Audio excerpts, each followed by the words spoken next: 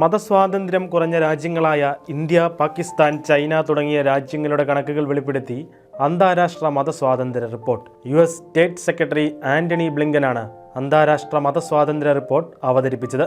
ഇന്ന് ലോകമെമ്പാടുമുള്ള ഗവൺമെന്റുകൾ വ്യക്തികളെ ലക്ഷ്യമിടുന്നതും ആരാധനാലയങ്ങൾ അടച്ചിടുന്നതും സമുദായങ്ങളെ ബലം പ്രയോഗിച്ച് മാറ്റിപ്പാർപ്പിക്കുന്നതും ആളുകളെ അവരുടെ മതവിശ്വാസത്തിന്റെ പേരിൽ തടവിലാക്കുന്നതും തുടർന്നുകൊണ്ടേയിരിക്കുന്നുവെന്നും ആന്റണി ബ്ലിങ്കൻ പറഞ്ഞു. ഇത് തന്റെ മാത്രം ആശങ്കയല്ലെന്നും ഇന്റർനാഷണൽ റിലീജിയസ് ഫോർ ഫ്രീഡം ഓഫീസിന്റെ റിപ്പോർട്ടിന്റെ വെളിപ്പെടുത്തലുകളുടെ അടിസ്ഥാനത്തിലാണ് സംസാരിക്കുന്നതെന്നും അദ്ദേഹം കൂട്ടിച്ചേർത്തു.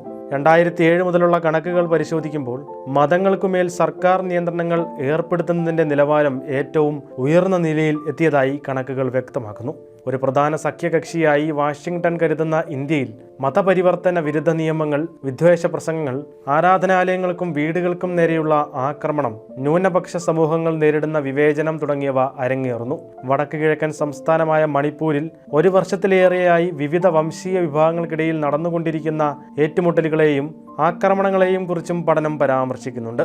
മതന്യൂനപക്ഷങ്ങൾക്കെതിരായ നിരവധി അക്രമ സംഭവങ്ങൾ ഇന്ത്യൻ മാധ്യമങ്ങളിൽ റിപ്പോർട്ട് ചെയ്യപ്പെടുമ്പോൾ ഈ റിപ്പോർട്ട് ഭൂമിയിലെ യാഥാർത്ഥ്യത്തെ പ്രതിഫലിപ്പിക്കുന്നതായി തോന്നുന്നുണ്ടെന്ന് കാത്തലിക് ബിഷപ്സ് കോൺഫറൻസ് ഓഫ് ഇന്ത്യയുടെ മുൻ വക്താവ് ഫാദർ ബാബു ജോസഫ് SVD പറഞ്ഞു.